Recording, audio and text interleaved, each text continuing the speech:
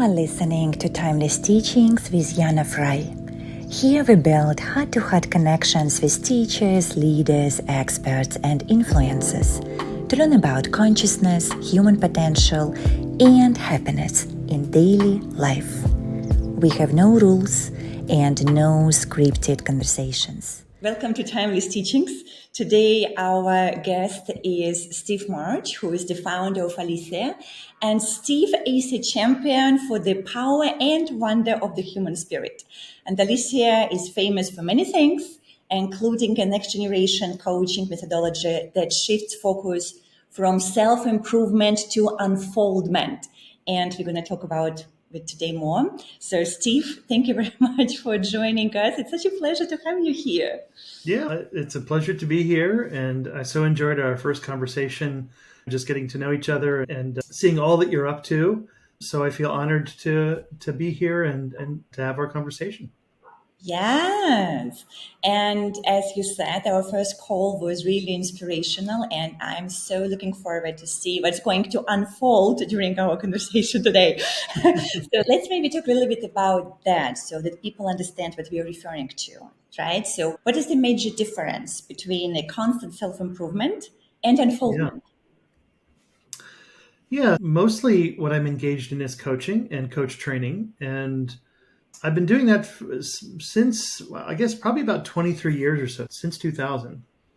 And in the early part of my coaching career, I would say that I was very much offering coaching in a self-improvement paradigm. And the way that you know that you're in a self-improvement paradigm is that you feel some sense of deficiency, some sense that your life is deficient, your relationships are deficient, your health is deficient, you are deficient.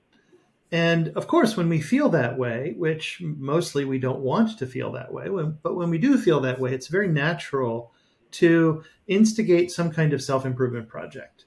You know, we want to improve ourselves. And there's a really positive and wholesome intention behind the desire to want to improve oneself or to improve one's life, to improve one's relationships, etc. And that's really what I was doing in my early days as a coach. And except that what I noticed was that very often the results were mixed. I noticed that sometimes people would set off on a self-improvement project and really struggle with it. And at some point in the middle of it, they would just give up and they would say, I guess I don't have what it takes to really do this. And oftentimes the project started with a deficiency, but only seemed to reinforce a sense that something was missing. And I really began to be concerned about that. And I began to wonder, could there be an alternative to that? Mm-hmm. And that's really what got me started into thinking and working in an entirely different paradigm. And in the unfolding paradigm, as I call it, which is I think of as the antidote in some sense to the problems of the self-improvement paradigm, it starts with a provocative question. And the question is, what if nothing is missing? I love the question. Yeah. And so it's, of course, like skills can be missing. There are a lot of skills I don't have. But the question isn't asking about our skillfulness. The question is asking about who we are as a human being. And so the premise is, what if everybody already starts as a whole human being? And then the question reframes the sense of deficiency. So we can still feel a sense of deficiency, but what if that sense and experience of deficiency is really a calling into a deeper self-contact and self-discovery process? That the deficiency seems to be because we actually haven't explored ourselves deeply enough. And what I found when I started to work with clients in this paradigm, inside of this question, and take that sense of deficiency as an opening to explore and get into deeper contact with yourself, deeper contact with other people, deeper contact with the world, with nature, that in fact what we discover is wholeness. We discover innate wholeness, that there is within us a deep well of resourcefulness, of creativity, of capacity. And we all of us know these things. These are things like love, like compassion, like courage and strength, like perseverance, joy. And so when I say that I like to think of myself as a champion for the human spirit, it's these things that happen in life that we feel somehow deficient is really a call to get reconnected to our own depth. And at depth, what we discover is the human spirit. We discover that we not only have love, but we are love, that we Mm, are compassion, that we are courage. And when I look at the things that are happening in the world, the struggles that we have in the world today, I just see a call for the human spirit. I see that's really what's being called forth. And so I talk about this as a paradigm shift between self improvement, which is about trying to get to be somebody that you think you're not right now, into unfoldment, which is getting connected to who you are and unfolding yourself, unfolding your relationships, unfolding your career, unfolding your health, that's etc. beautiful. And also, it's actually very true with a lot of ancient teachings that often say that human beings are complete by nature, right? And we're just discovering that completion within ourselves. And it's also interesting if we just look at what has been happening in the field of especially personal development for the last, 50 years. I think it came to the West in 70s approximately, right, from the East. So for the last 50 years, then it's been turned entirely into this never-ending process of self-improvement. It's another That's right. retreat. It's another workshop. It's another program. And especially for women, actually, it's interesting. Men are also part of this, but statistically, if we look at that, you would see more women who are constantly thinking something is wrong with them, as Mm. if we didn't have enough pressure in the society already. And so I love how you look at it from a different way at your academy, where people come and they can relax and you tell them you're fine. So we're just going to unfold what you already have. Like you are not broken. So that's, I guess, the main message here. And for people who are just listening to us right now or watching, it's just like an interesting point. Maybe you can just ponder for yourself and reflect for yourself where you are in this journey. And there's absolutely no judgment for either way. It is just important to have an awareness where you are at the moment and where would you like to go, since there are options. Okay. And you started talking about what is happening in the world. So let's go a little bit in that direction. What is happening in the world from your point of view? So many things are happening. The interpretation that I find really compelling these days is that we're facing what some people are calling a polycrisis or a metacrisis. Mhm. It's a kind of crises. And we all know these are the environmental crises, the climate crises, we have political crises, we have many different things that are going on. And they all seem to be intertwined, entangled inside of each other in such a way that none of them can really be solved without to some extent addressing the other ones. And that's creating a kind of almost intractable complex situation. And it seems to be becoming more intensified over the years. We can see the economic swings, we can see the climate changing. I'm living in California. We just came off of one of our coldest winters and one of our wettest winters in history. And Mm. now we're experiencing this beautiful super bloom of all of the spring flowers and everything, but that's also producing one of the worst allergy seasons in our history. And these extremes, we're now living in a world of extremes, extreme weather, extreme politics. The political situation is getting more and more polarized as people entrench in their deeply rooted beliefs. And so it's a challenge, and it's a complex challenge.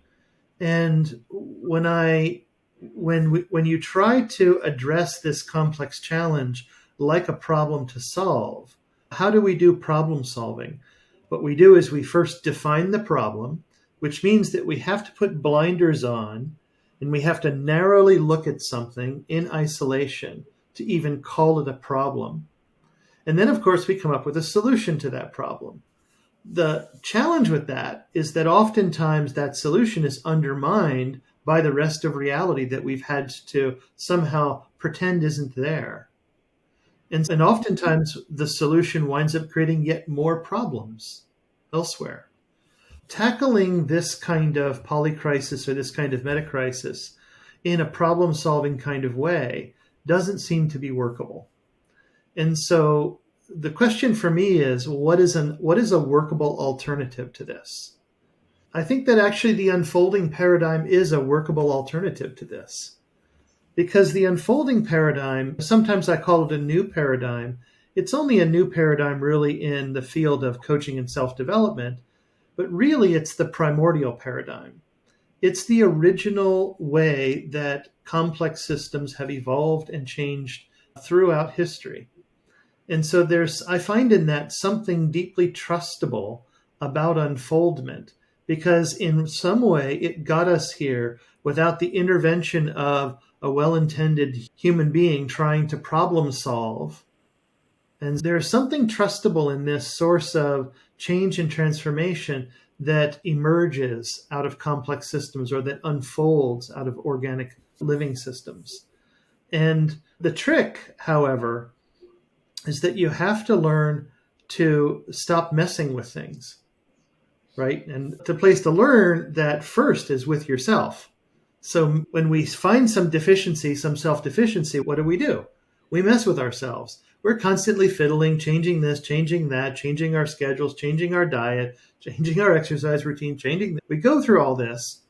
And of course, it's well intended, but what I often notice is that mostly it doesn't work.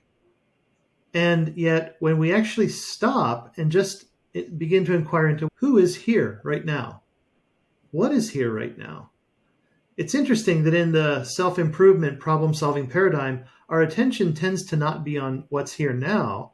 It tends to be on some ideal or goal that we have in the future, that we want to fulfill in the future. So our attention is on the goal. We have our attention on the prize, so to speak. In the unfolding paradigm, we really take our attention off of something that's not here and bring it into the present moment and begin to explore what is here, what is concretely here in the moment.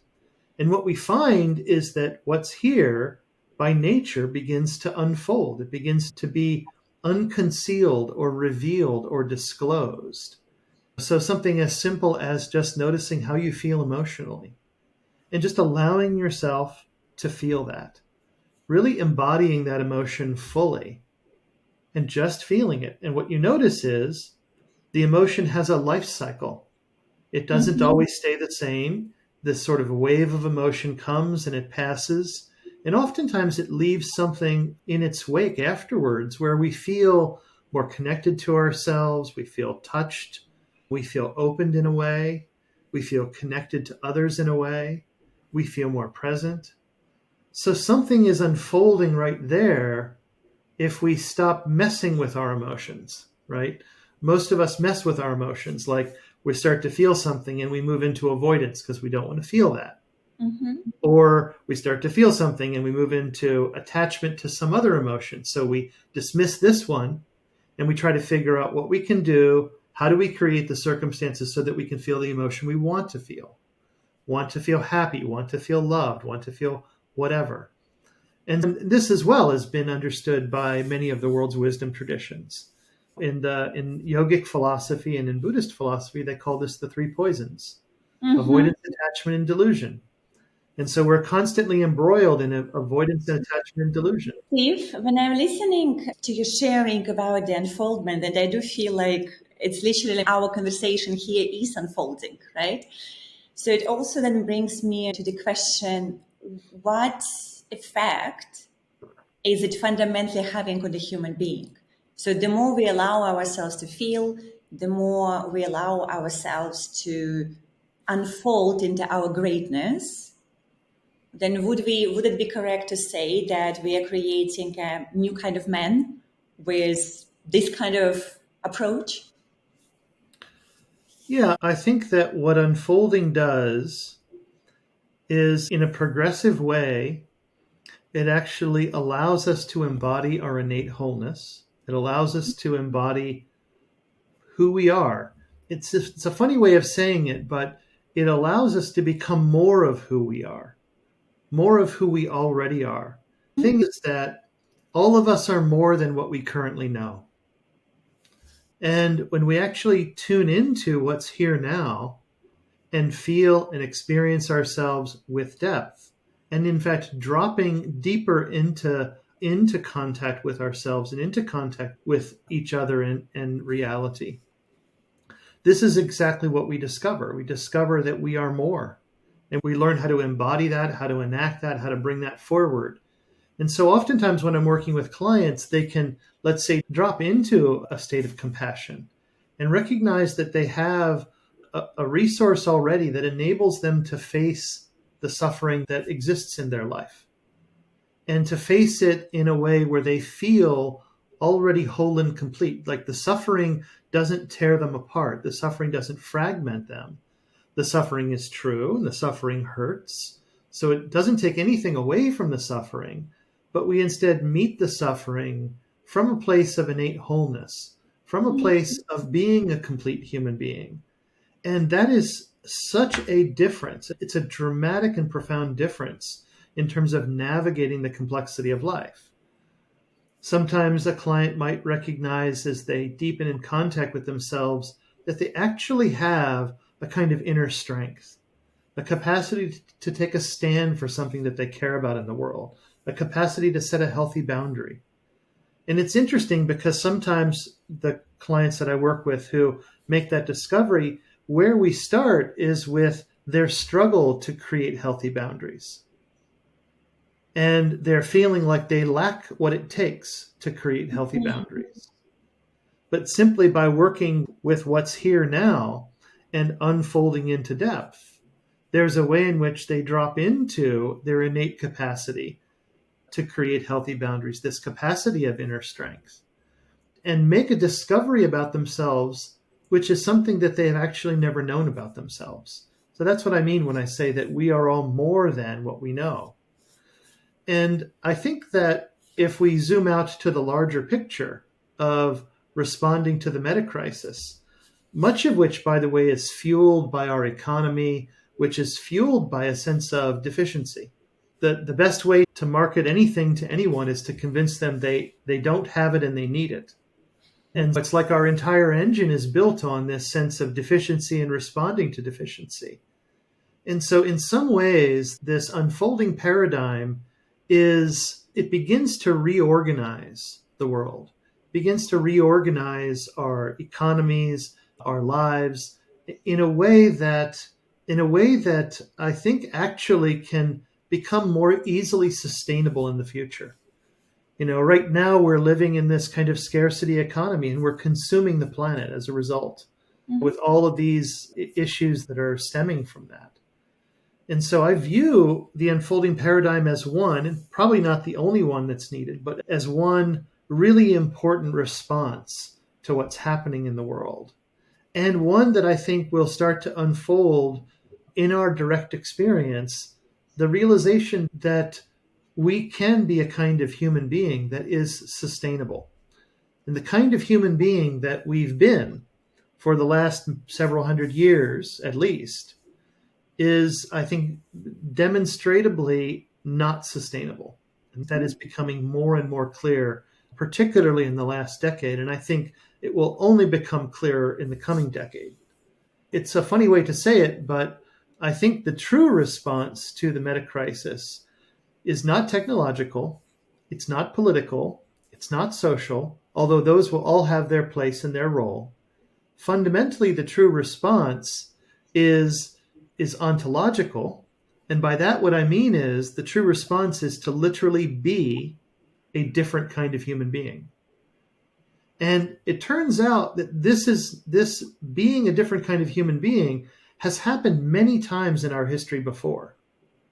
And so this isn't the first opportunity to evolve or unfold a different way of being for humans.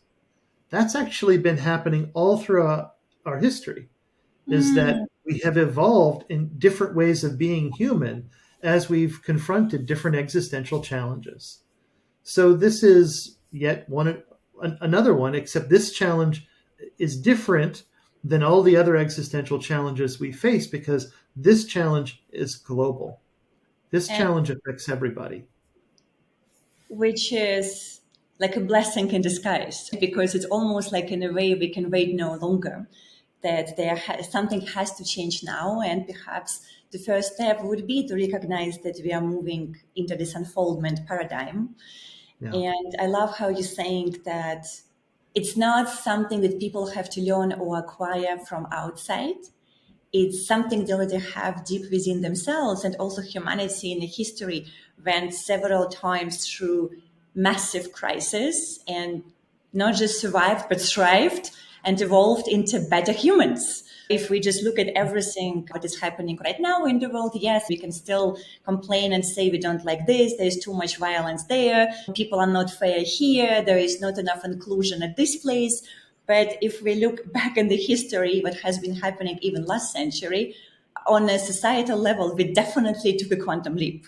So humans are becoming better. We are becoming kinder. We are becoming more compassionate. We are better with our own self-awareness, even though in the moment it might not always seem like this in the real world.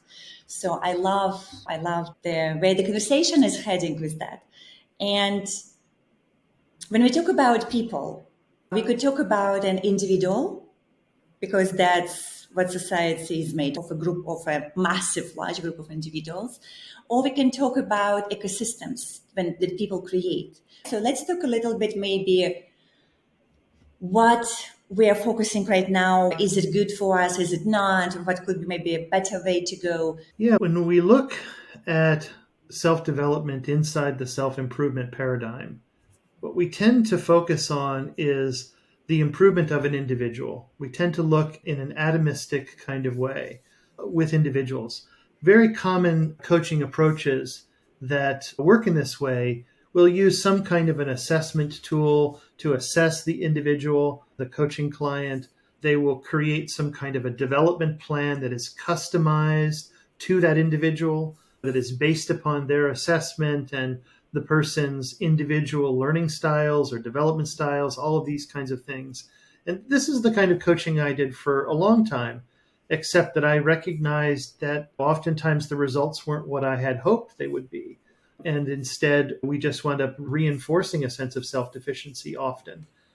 And so when you shift the unfolding paradigm, you also have to shift your view of the location of transformation. So transformation, instead of happening inside of an individual, it actually happens in a relational context, or it happens in an ecosystem.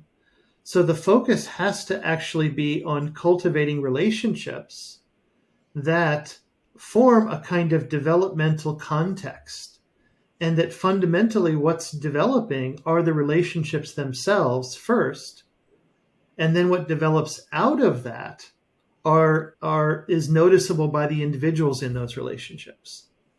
And so that shift in the locus of transformation from an individual into a network of relationships or a community or even a partnership, even two people can form a relationship that develops in a way that both people develop out of it. And that's oftentimes what happens inside of a one-to-one coaching relationship. But that shift into seeing transformation in this collective sense, I think, is an important and necessary ingredient in this paradigm change.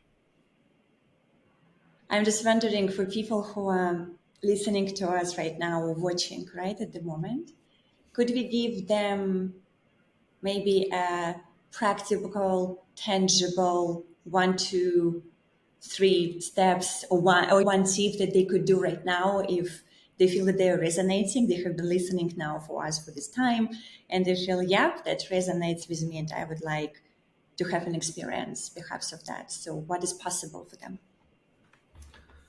One of the easiest ways that I think is available and accessible to shift from the improvement paradigm into the unfoldment paradigm is to shift how you attune to the world.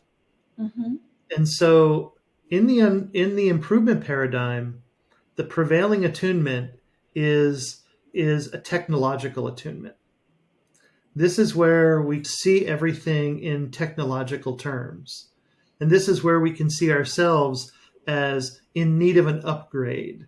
We see ourselves as broken. We see ourselves as needing to be more efficient, needing to be optimized.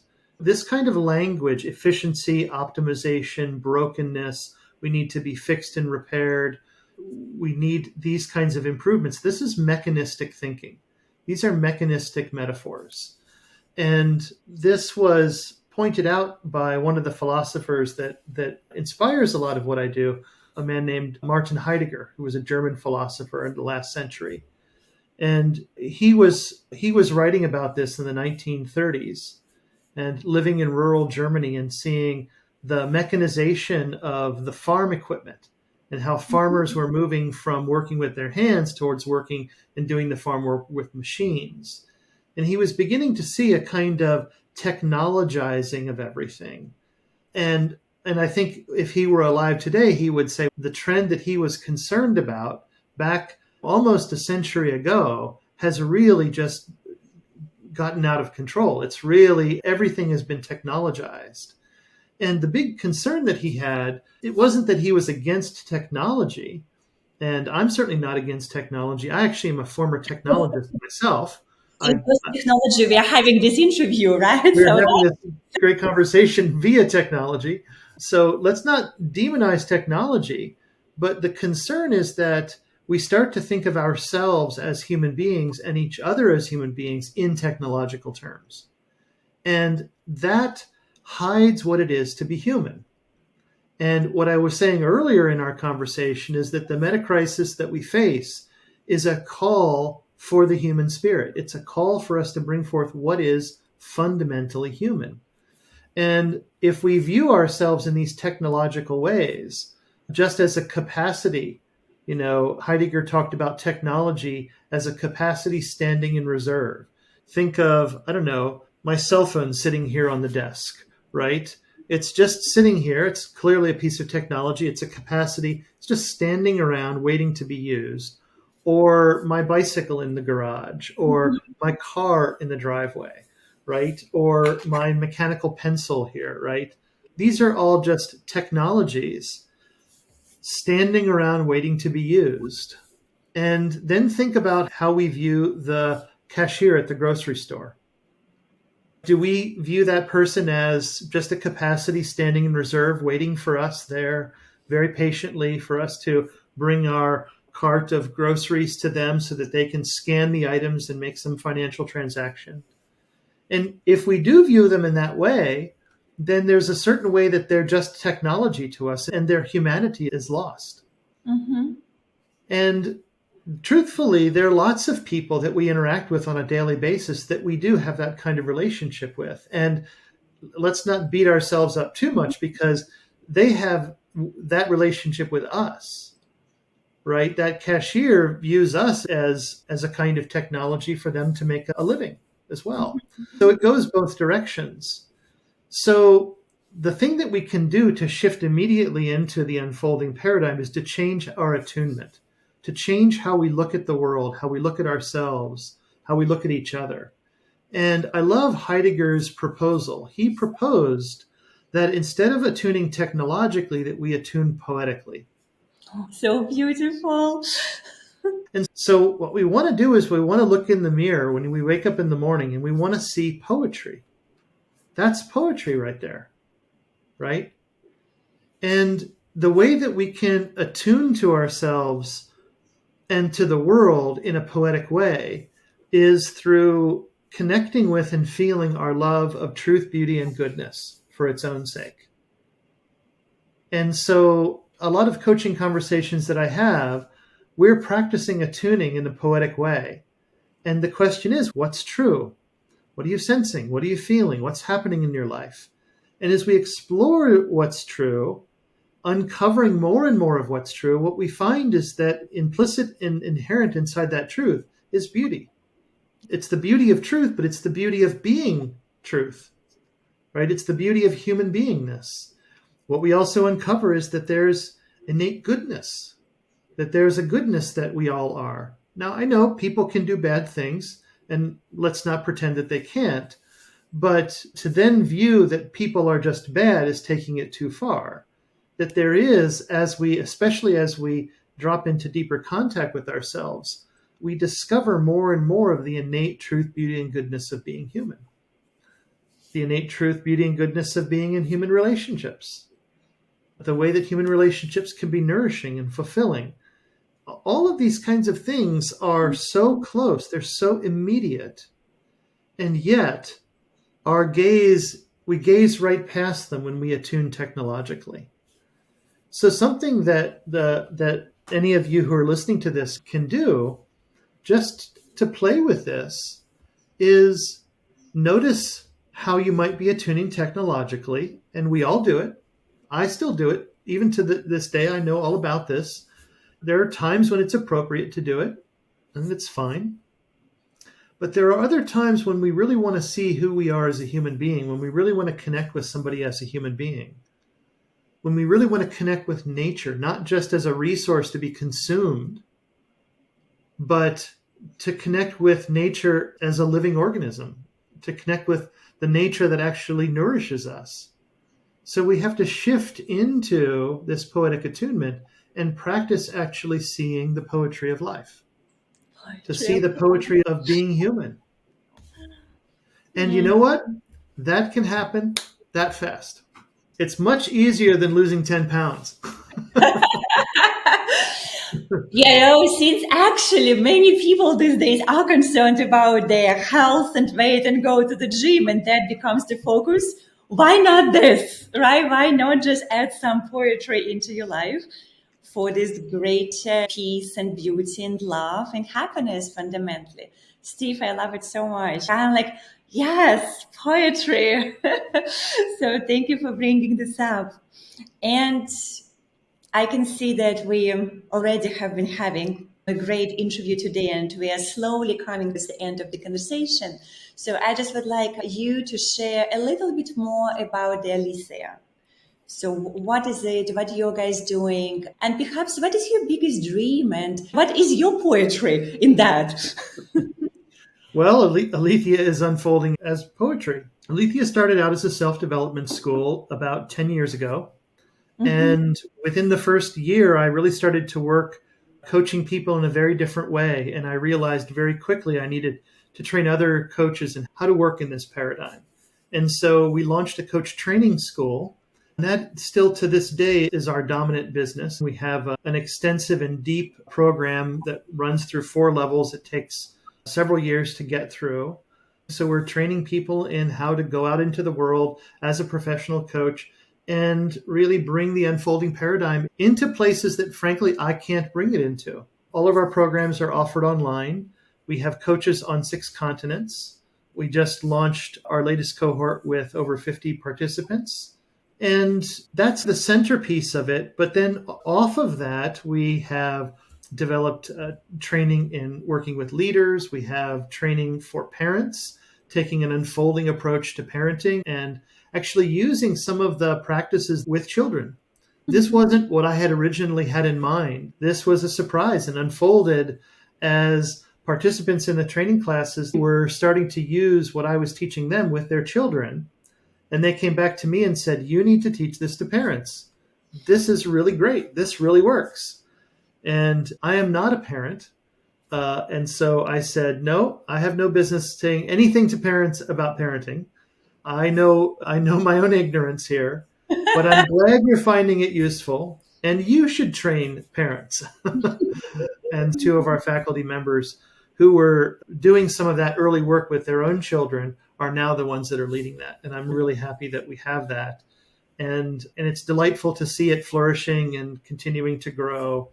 And we're continually adding new elements to our work. So our program, our level 2 program, is a deep dive into somatics, into the body, into breath work, and utilizing unfolding through the body, not just conversationally, but through the body. We have an approach to dream work. So we have a way of actually working with dream content, embodying it and unfolding that as another modality. Next year, we're going to be adding creative work as a modality. How can we actually use the creative process as an unfolding itself? And learn how to create things in life, not just necessarily art, but it could be anything creative. Aletheia is a company that I created, right? So creativity spans the gamut of all kinds of different things. And my commitment at Aletheia is to cultivate a sensitivity to what's happening in the world from standing in our capacity as human beings to face into what's happening. I think it's challenging to face into what's happening, but fundamentally we have what it takes to navigate this. And I'm working along with the faculty that we have and the coaches now on 6 continents that we have as a global community where we're supporting each other in bringing this unfolding paradigm into as many different places as we can. And I think it's a strong response to what's happening in the world today that's opening a new possibility. Thank you so much, Steve. That was Steve March on Timeless Teachings podcast. And all the information, guys, in the description. And of course, also remember to subscribe to YouTube channel and the podcast itself. And if you want to connect with Steve, then we will provide the link so you can learn more. And I definitely enjoyed so much this conversation. I love poetry, so it really touched me deeply. So I'm going to go through my day now looking into the world and seeing poetry everywhere, which would be a beautiful experience. So thank you very much, Steve. You're welcome. Thank you so much. Feel free to share this episode with friends, subscribe to the podcast and YouTube channel, and follow us on social media. And remember, you are the master of your own life.